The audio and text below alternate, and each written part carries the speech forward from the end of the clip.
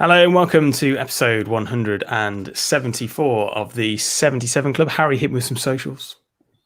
The Wolves 77 Club on Facebook and Instagram, at 77 Club Podcast on Twitter, iTunes, Spotify, all the platforms. Please subscribe. Subscribe, and Jack Williams is here. Hi everybody. Right, okay, well, we may as well start proceedings with Brighton, seeing as it's just finished. 101 minutes or 102 minutes of Premier League football, Harry. We were talking just before we started recording that we reckon that is the first time we've beaten Brighton since our return to the Premier League. I believe. I can't think of a win. Away. It was we were 3-1 up, I think, during the last lockdown and drew 3-3.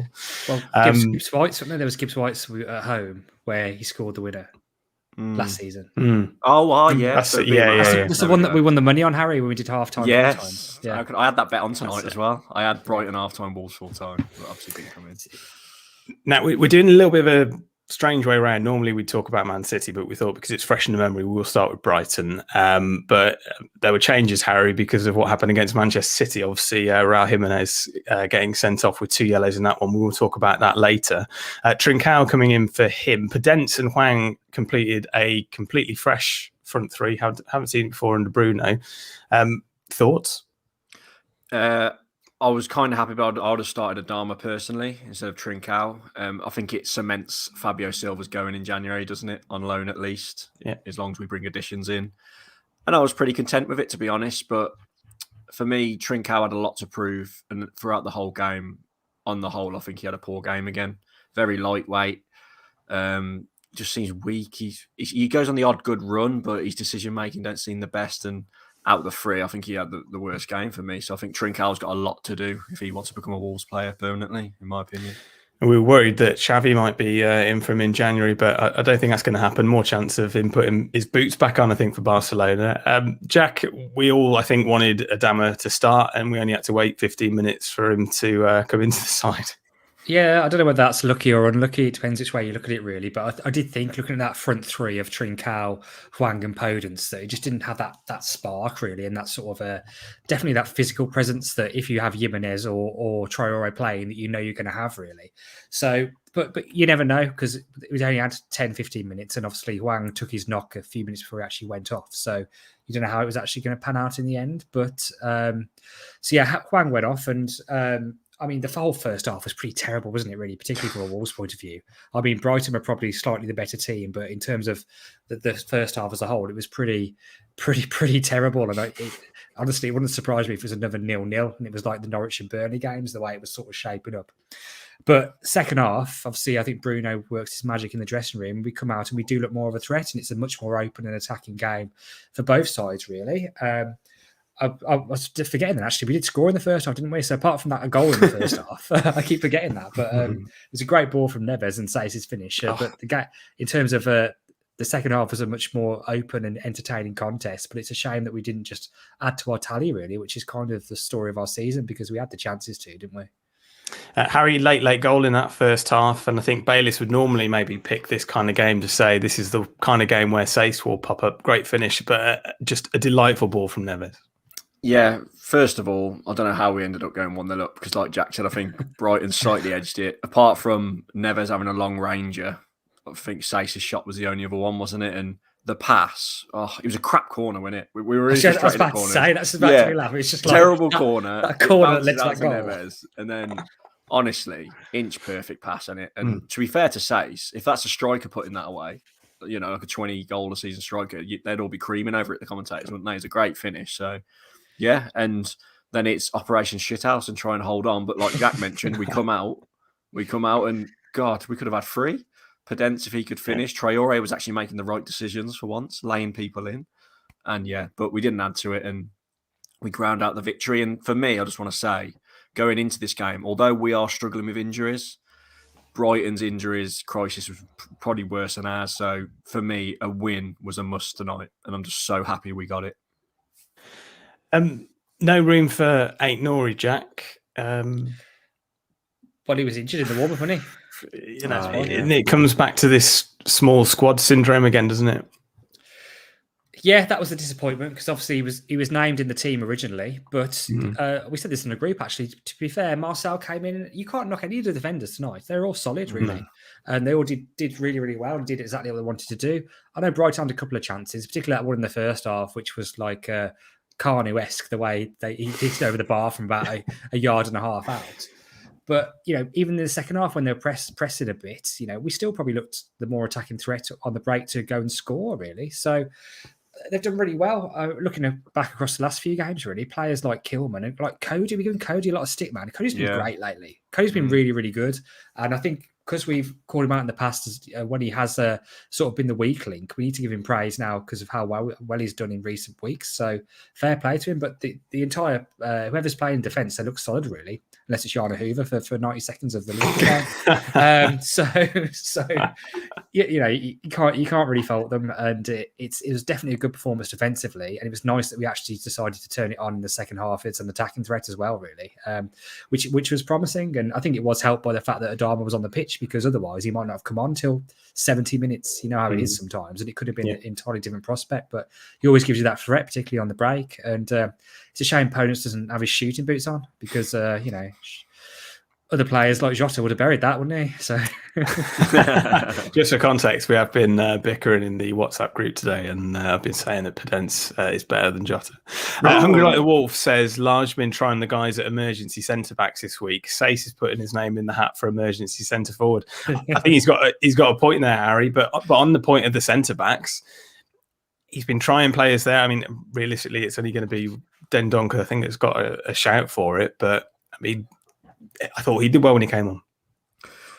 Well, he went on long, was he? But he was just there to do a job. He always seems to make that sub, doesn't he, Bruno? Negative rather than positive. I know Fabio come on as well, but that was right at the end. Just on, I know you mentioned the centre-backs thing, but another message from Hungry Like the Wolf. I've got to read this out because I don't know where he is, skiing in the Alps somewhere.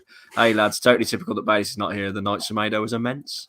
I think, like Jack said, the whole back five, you like, the two wing-backs and the three centre-backs, all brilliant. And I thought Marcel, in particular, going forward, I thought he put some good balls in. Yes, they were probably kind of hopeful because Pedence was stood in there and he ain't going to win the headers, is he, to put them away? But Marcel, Semedo, brilliant, really. I know first half we didn't create anything, but second half, I thought even attacking, the wing-backs were good. And as we've mentioned, defensively, spot on, really. I mean, our defence, we saw Man City put 7 goals in the other night. We managed to limit them to 1, which we're going to talk about in a minute. So fair play to them. He had the absolute bullet as well, did he, Marcelo? Which they hit the post. Oh, yeah. Remember that? Forgot about that. That was travelling. That was so. Fair play to him. Good shot, really. Mate, Marcel's finishing and back on Sace as well. His finish. Remember his goal away at Leeds in lockdown when it was offside when he pelted one bottom corner. Yeah. He likes those bottom corner finishes, doesn't he? So that comment about him being an emergency striker is probably not too bad. The thing I liked about Sace as well is the fact that if you watch when he puts it in the net, he immediately looks over to the linesman because he thinks like, "Am I onside here?" And apparently, that was Sace, the post bullet. Oh, was it? I thought it was Sace, not Marcel. Yeah, who smashed the post. Right, there we go. Good job. I watched the game. So Sace looks over to see if he's onside or not, and then he watches the replay back. And like with VAR now, you're always just watching, aren't you, for the replay? He's on the edge of the seat. He's about 3 yards onside, but he never plays that pass. Perfectly timed pass. What a pass! Yeah, just great finish. But I suppose, Harry, the one that I think a lot of people were talking about when the team sheet came out was Fabio Silva. And I think if he isn't going to get his chance now when we've got no strikers and one of them is suspended so literally can't play, still getting 90 seconds at the end of a 102-minute game, it's not looking good for him, is it? Yeah, you can tell by his body language as well. When every time the camera come onto him tonight, when he's warming up and down, he's just like, "I know I'm not coming on." And I know Bayliss called Tim Spears a fish paper journalist when he wrote that story about the Burnley game, where they had to tell him to warm up. So I don't know how true that is. But with Fabio, at times I was getting a bit frustrated when we were kind of hanging on because look, Pedence, Adama, and Trincao are not players that are going to hold the ball up the old-fashioned way, are they? Fabio probably ain't too much better at it, but he's probably got the attributes a bit better than those three. So I would have liked to see him come on a bit earlier. 1, it's a positive move to try and get a second goal. And 2, he could probably hold the ball up a little bit better and relieve some pressure. So I felt sorry for him tonight. I think it was a decent time to bring him on around the 70th minute mark and not bring Dendoncker on instead. I hate that sub when he does that. Too negative for me. The thing is with Fabio though, because people have been questioning his performances in like the under-21s and the under-23s, and the Portuguese national team and these sorts of things. So if he's not pulling up trees there, then is he gonna really come on in the Premier League for Wolves? I think what's happened is Bruno's come in. He's had a good look at him now. He's had 5-6 months looking at him, and he's sort of thinking, is he our second striker in the Premier League? Like, there's something probably not quite right here. Nothing against him. He's just young and inexperienced, and obviously needs to be playing football to develop. And I think a loan move will potentially be the best thing for him. But it's just the price tag on it. If we paid 5 million, not 35 million, then we wouldn't even be talking about this now as a thing. But it's because he's had that level of expectation because he's a near record signing or joint record signing for the whole club at such a young age, that immediately he's always going to be the focus of these sorts of things. And, say what you want about Bailey, but arguably he's right when you think we have paid 70 million for Semedo and Silva combined. It's a lot of money for us, isn't it? And, with that sort of price tag comes some expectation. I know he's on a long contract, but he's in the second year of it now. Mm-hmm. Yeah. Good point. Where's he go, Harry? I mean, that's the real difficulty here. Is that he's not built. Is he built for the Championship? I mean, Tammy Abraham did it, didn't he? Went to Bristol City on loan and scored a lot of goals for them. But it's a more physical league, and he doesn't seem to have that physicality yet, does he? And maybe that's a little bit down to his age. Maybe it's a bit down to his genetics as well. He doesn't look like he's ever going to be that kind of player that fills out. But I think if he wants to make it for Wolves eventually in a few years, he's got to stay in England, hasn't he? There's no point in going back out to a foreign league. He's got to try and get used to the English game. Yes, the Championship's probably a bit more physical in the Premier League, but it's a step down. You've given some examples of players that have gone down, done well, and come back.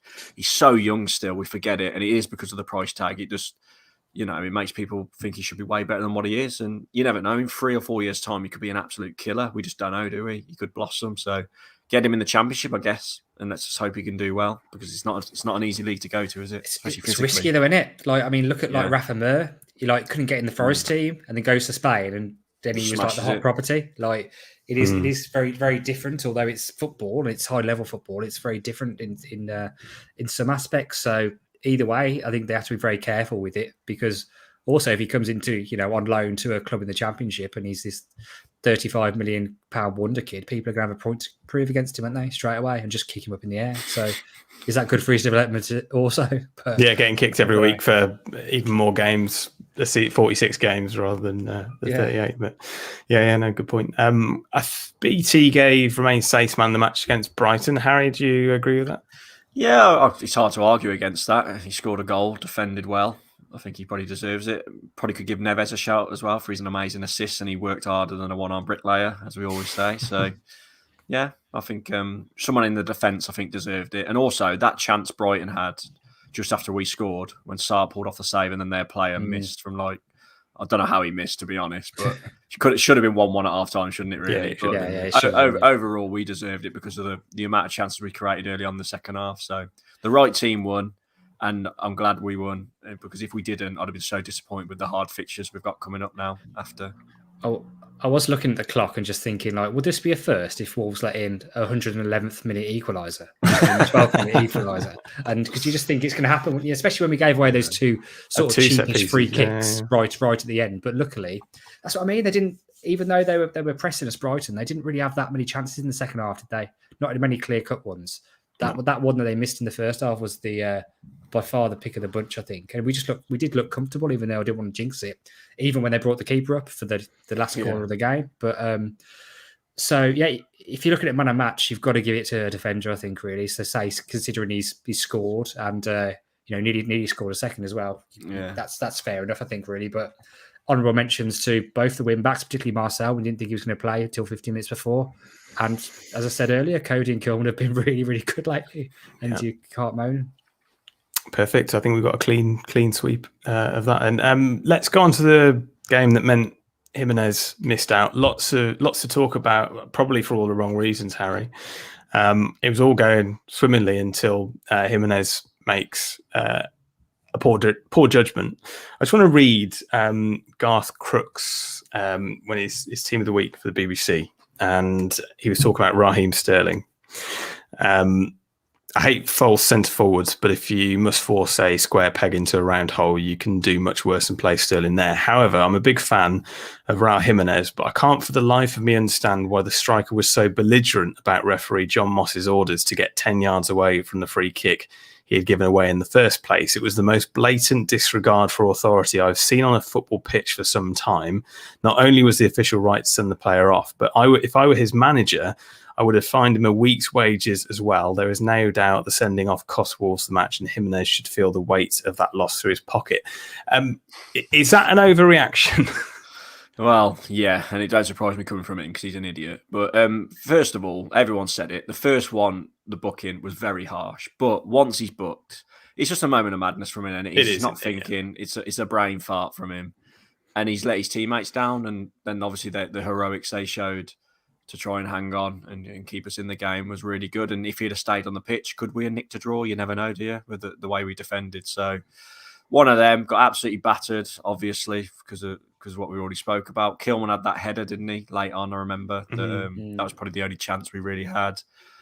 But yeah, one of them. The penalty was absolutely farcical. I know we'll probably come on to that. VAR's a joke. And heroic performance. And after seeing their result when they put 7 goals in, I think you've got to say it was quite a good effort from the lads, really. Just on the Jimenez situation, Jack, do you think if those situations had happened the other way around, that Jimenez would have stayed on the pitch?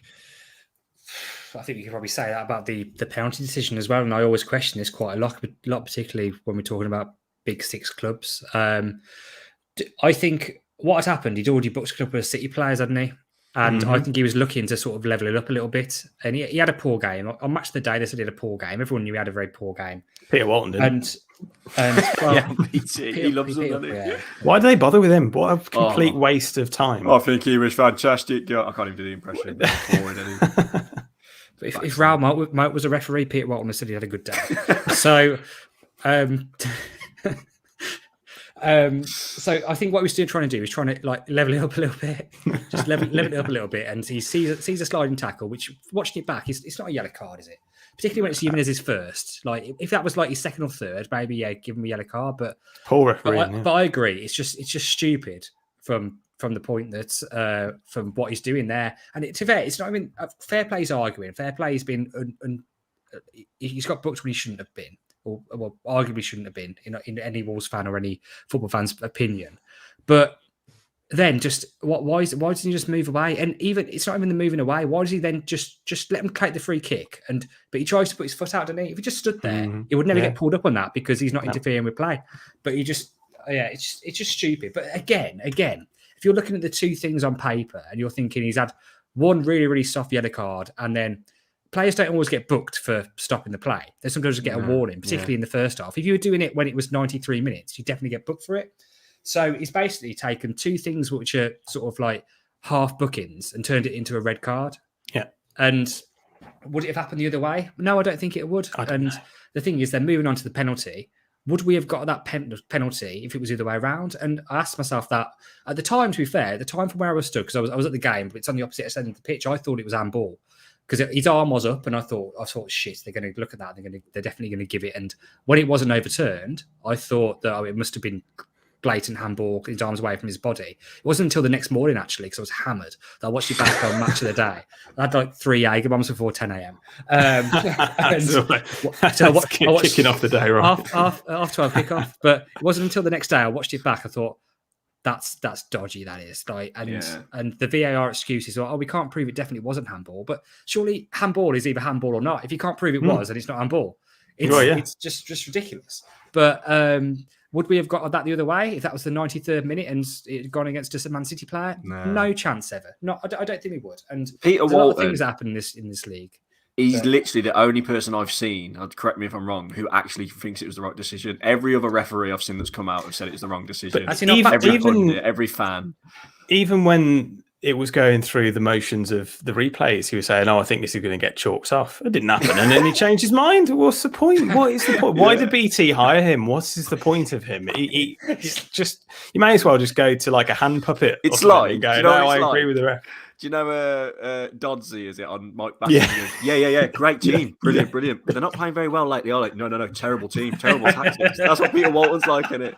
If they give the decision, correct decision. But they have overruled it, Peter. No, I agree. Yeah, it's definitely handball. That is literally him in a nutshell on BT. There's a video in that, definitely. 100%. A lot of words were bandied about after the game, and most of the tweets I saw included corruption. I mean, I was sat in the pub watching it, and there was the Arsenal West Ham game going on at the same time, and the Arsenal fans were still talking about that penalty and just how ridiculous it was. I mean, if everybody else can see it, Jack, how can the people at Stockley Park not?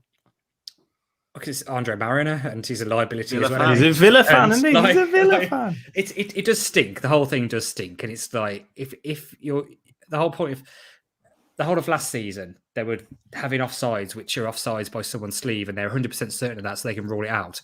But when it clearly doesn't hit his arm and it's handball, they're like, "Oh, hang on, we can't be 100% sure because we've only got 3 camera angles, and he could have hit it on the other way if they were looking at it that way." So it goes back to it, and I honestly don't think it would have been given the other way at all. I mean, with Peter Walton, I remember last season there was something that I think it was in a Spurs game where there was an incident given, and VAR later came out and got it wrong. But at the time, Peter Walton agreed with it. And then after they got it wrong, after the post-match, looking at it, I think it was wrong. It's just ridiculous. It's just stupid. But I can't get the Dodsey thing out of my head now. It's absolutely class. But it's not even funny, is it? Because honestly, it wouldn't happen the other way. The first thing that wouldn't have happened is if it was at the other end of the pitch, it wouldn't have been given in the first place. Yeah. So it wouldn't have gone with the on. They can say it's gone with the on-field decision now because they've given it in the first place. But the fact it's got to about 60 minutes and it's 0-0 and it's not going against. It's not keeping the 3-way title race open now. If Wolves get a point here, they're thinking, hang on, what's going on? And I don't like it. Stinks. Corruption. It does. It's awful. It's just not what you need, is it? And it just on that weekend as well was a weekend where Liverpool and Chelsea got penalties to win games, didn't they? Yeah. And you just think, actually, what's the point? Because what is the point? I'm just laughing at Martin's comment. I know, yeah. Martin's comment. Right, get your trousers off. It's me wrist, Gaffer. Get your trousers off. Sorry, we can't keep doing Mike Bassett references now. One thing I will say, and just this is not me being bitter, is like the atmosphere at the Etihad. It was really, really poor. It was half empty. It was empty seats everywhere. And you're thinking, Man City's always a team back in the day, and even in recent years, I used to credit because good fans. Good fans, and they've been through the leagues. They're not just glory hunters. But it does seem like now, particularly when it's like, it's a half-time kick against Wolves, we're going to win, let's not bother. And it's that sort of tourist element creeping into the club, I think, and it's kind of taken over now. That's going to be us soon. Well, I don't know, we're not going to be that good, but it's got to the stage where it's just like, it's a formality. We should turn up, we should win. So that's why, the referee should give us the game because, we should be beating this team. But they were, to play devil's avocado, I saw some Man City fans on Twitter saying that we're shithouses and that because Sace was flopping to the floor when Sterling clipped him. Do you know what I mean? They were trying to spin it a bit. That's the biggest we're being shithouses, time wasted and that. But we're going to do that, and we Well, sorry, the thing is, again, we were comfortable. I think we were comfortable against Liverpool defensively. We're comfortable against Man City, and it's just a forced substitution against Liverpool and a stupid decision against Man City, which has meant we haven't had 2 clean sheets against probably the 2 best free and scoring sides in the country/world. So Man City scored their 500th Premier League goal under Pep against Leeds. Wow. That is mental. They nearly got their 600 in the same game as well. But I was going to say that a lot of people were saying, because Pep came out after and sort of had a go at Wolves, didn't he? Saying that, they're anti-football, they're not coming here to play and stuff. And then everyone was obviously taking the piss against Leeds, saying, he's going to come out and praise Leeds for coming and playing football. Because sometimes, Pep, you don't want to just come and lie down for you to go and steamroll everybody that comes on. I mean, their bench was impressive, though. My God, I mean, when you take Grealish off and then De Bruyne comes on, and then Grealish's miss was bad, wasn't it? Remember Grealish's miss? I know, yeah. Talking of crowds as well, even like going back to the tonight's game, the Brighton game, I know it's a bit different, but they were fucking half empty as well. And they went home, didn't they? In the 95th minute, half of them. BT made a point of showing that. So fair play to the Wolves fans who travelled, by the way. That's dedication on a night like tonight, because the travel looked horrendous. You see on Twitter? Yes. People were turning up at like 25 past, and then they do the COVID checks, don't they? And like the queues were longer than Shergar's armpit. You know what I mean? Apparently, the COVID checks weren't so bad in terms of actually being able to get in. I don't know about the queues, but But yeah, there's it's a pain to get to, and it's particularly on you've got to go hit the M25 at bloody 5 o'clock, really, and it's going to be a pain.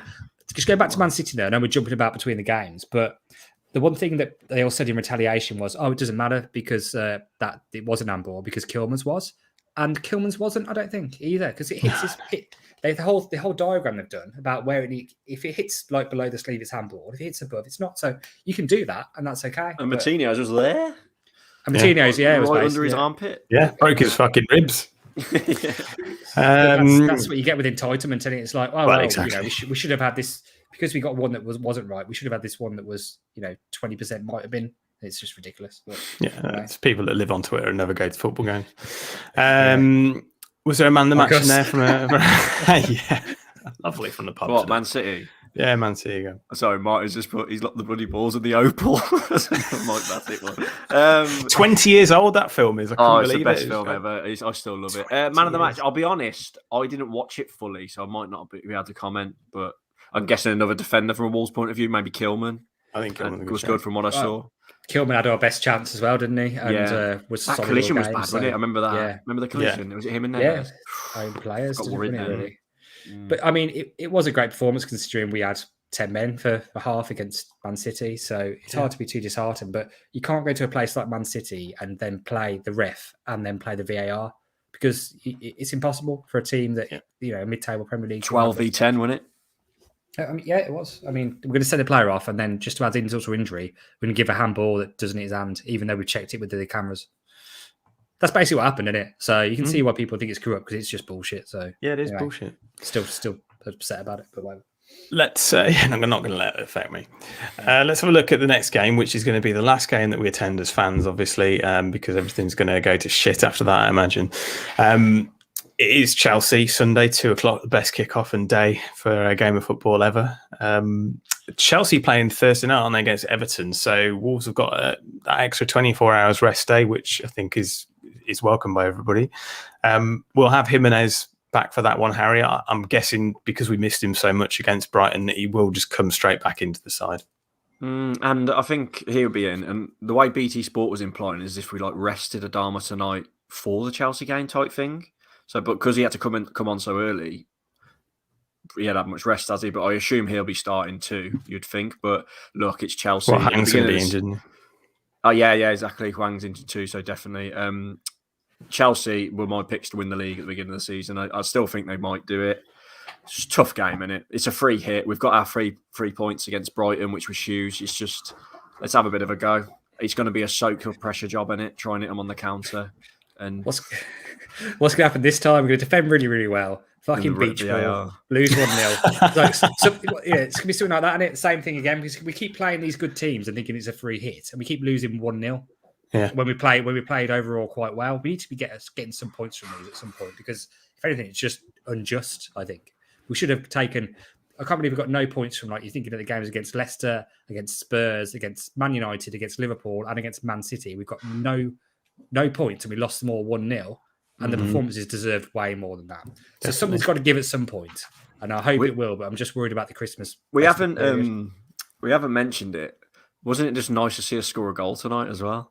I was starting to get worried, man. I was like, what was it? 0-0, 0-0, 1-0 loss, 1-0 loss. We didn't hardly look like scoring. Someone's just put in the comments, by the way, good shout. Cody's clearance off the line against City was amazing as well. We forgot to mention that. Class. But it's just nice to score. I know Say scored and it's a defender. We'd rather have a forward player score, but hopefully the floodgates will open against Chelsea now. Just hopefully they're going the right way. If there's a decision to be made, left wing back, Jack, who would you pick? I mean, you've got the experience of Marcel, which, could pay dividends against a very good Chelsea side, but then you almost want the trickery and energy of Aït-Nouri.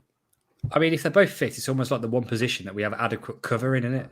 Just about adequate. Yeah, I mean, Aït Nour's been brilliant, and everyone likes him because he's a bit more attacking, isn't he? But Against the fact Liverpool, you get to Jesus. bring Marcel in, so obviously I think Aït Nouri has played himself into being the first choice because he's been been really good the last few games. But Marcel's good cover. I mean, and the way it's going, when we lose Sace and potentially Volley and everything, what? No, carry on. I'm just Martin, laughing. you've got to stop Sorry. it. So we need to give Cody a shout out as we Gary. look him on his shit. He's literally turned into prime Gary Wackett. You know Gary Wackett is it, Jack?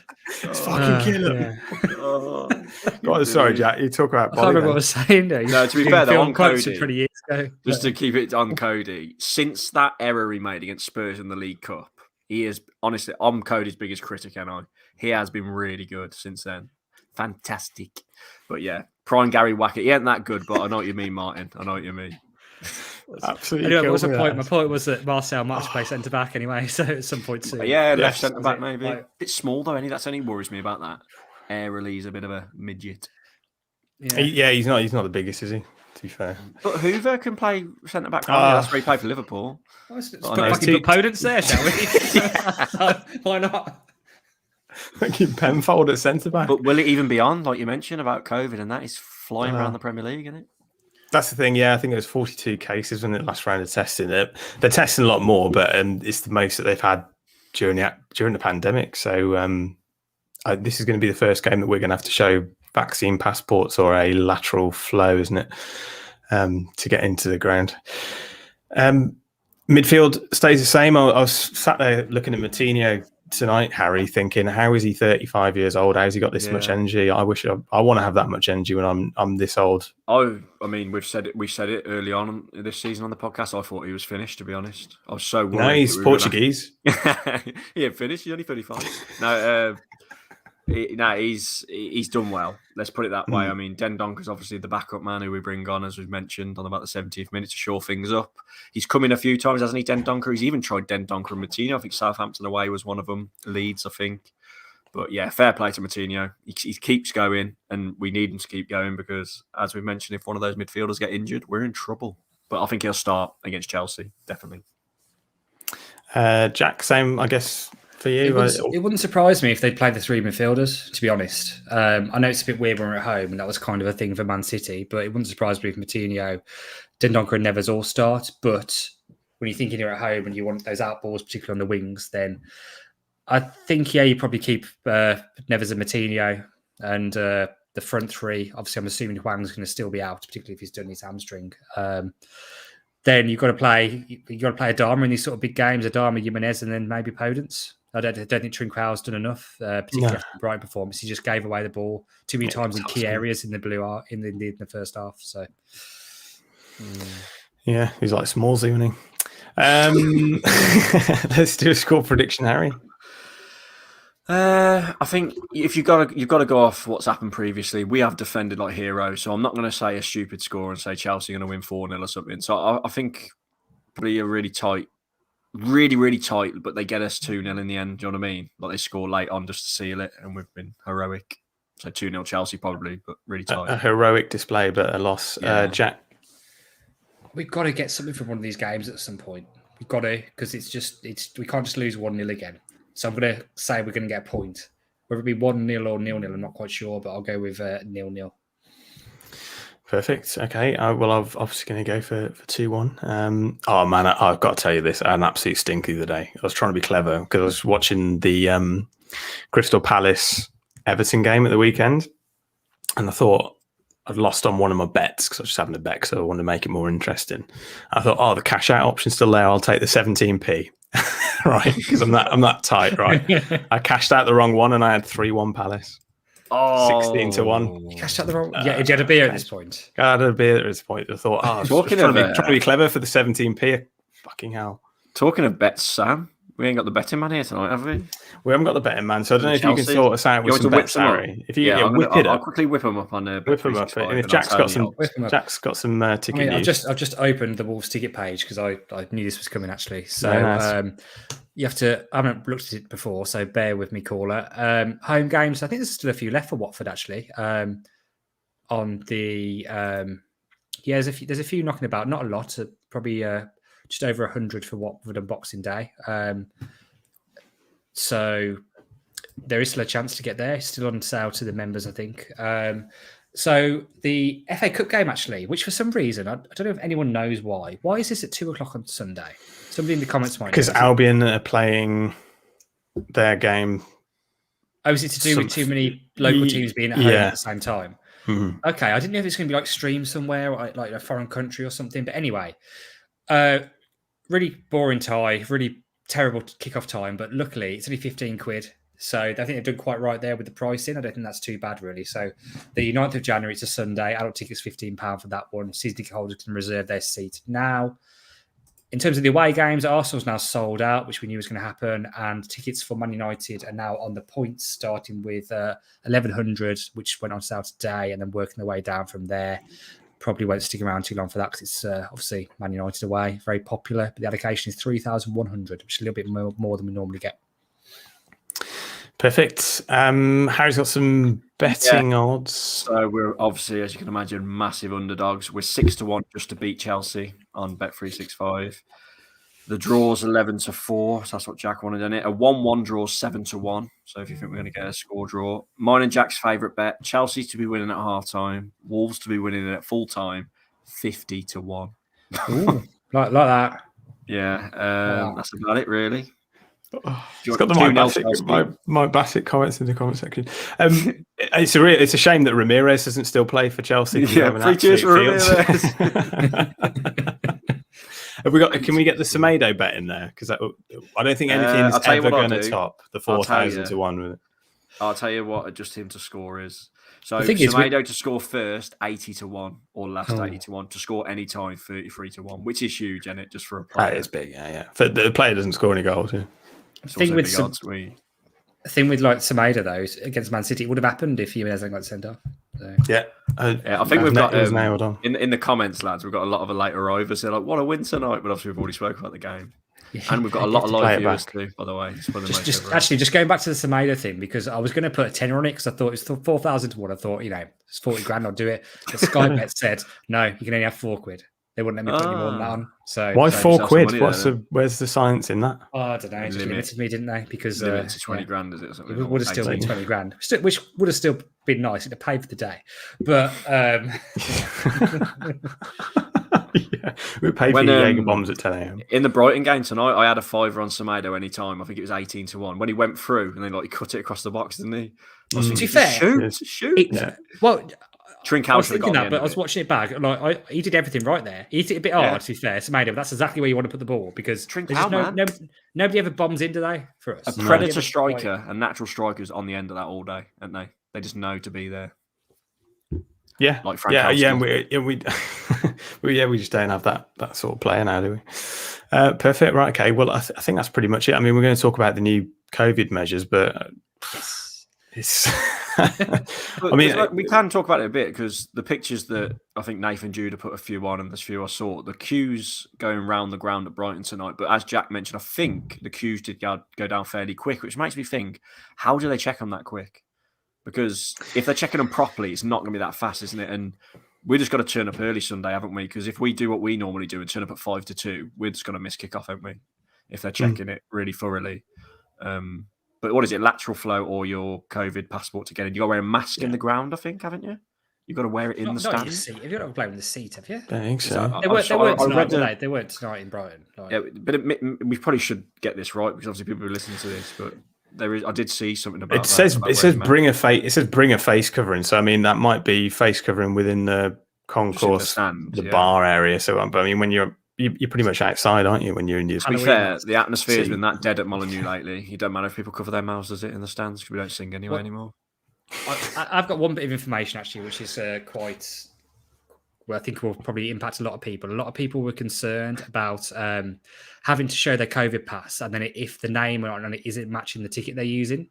So, like people who share season tickets, and if they're using their COVID pass, are they going to check the names against it?